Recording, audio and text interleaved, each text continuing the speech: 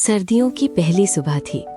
रात की चुप्पी अभी पूरी तरह टूटी नहीं थी और आसमान पर फैली हल्की सी धुंध सूरज की पहली किरणों का इंतजार कर रही थी।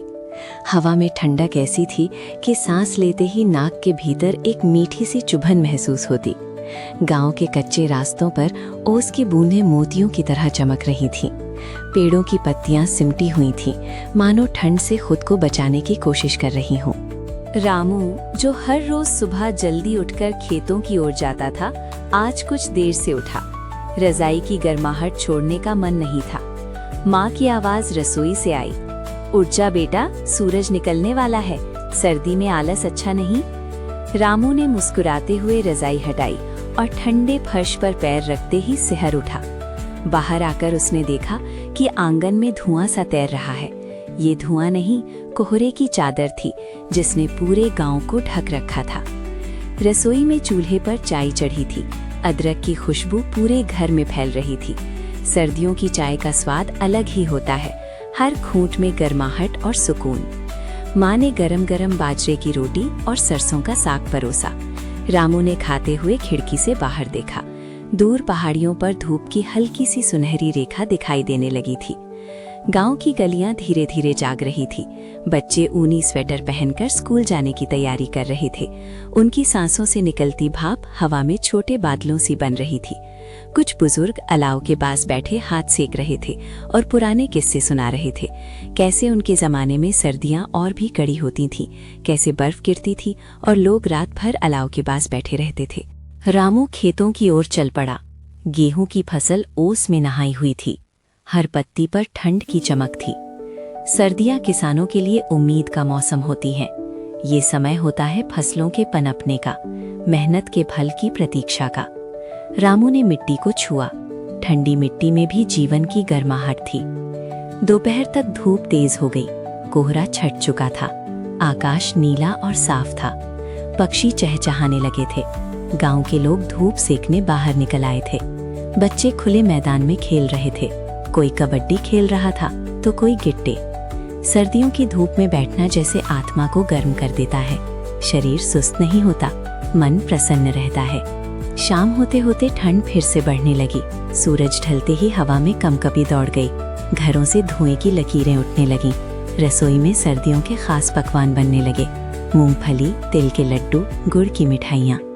रामू की बहन ने आंगन में बैठकर ऊन से मोजे बुनने शुरू कर दिए। सर्दियां परिवार को एक साथ लाने का मौसम होती हैं। सब एक कमरे में एक अलाव के पास। रात गहराने लगी। आसमान में तारे चमकने लगे। ठंडी हवा खिड़कियों से झांकती, पर भीतर अलाव की गर्मी थी। दादी ने कहानी सुनानी शुरू की।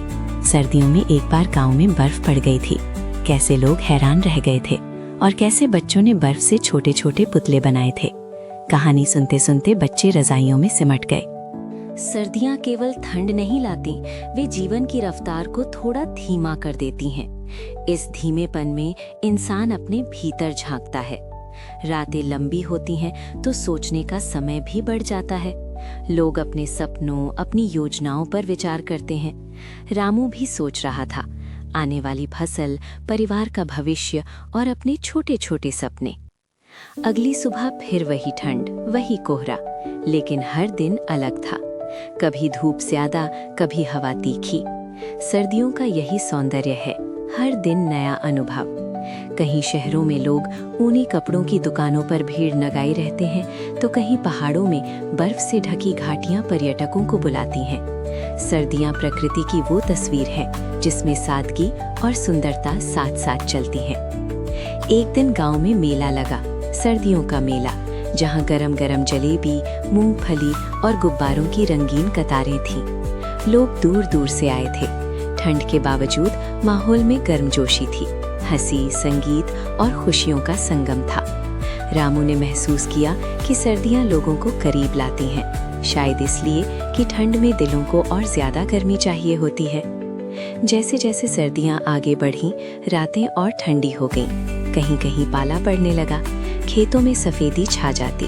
किसान सावधानी बरतते, फसलों को बचाने की कोशिश करते। प्रकृति कभी कोमल होती है तो कभी कठोर। सर्दियां ये सिखाती हैं कि संतुलन कैसे बनाए रखें। ठंड से डरना नहीं, उससे तालमेल बिठाना। फिर एक दिन हवा में बदलाव महसूस हुआ।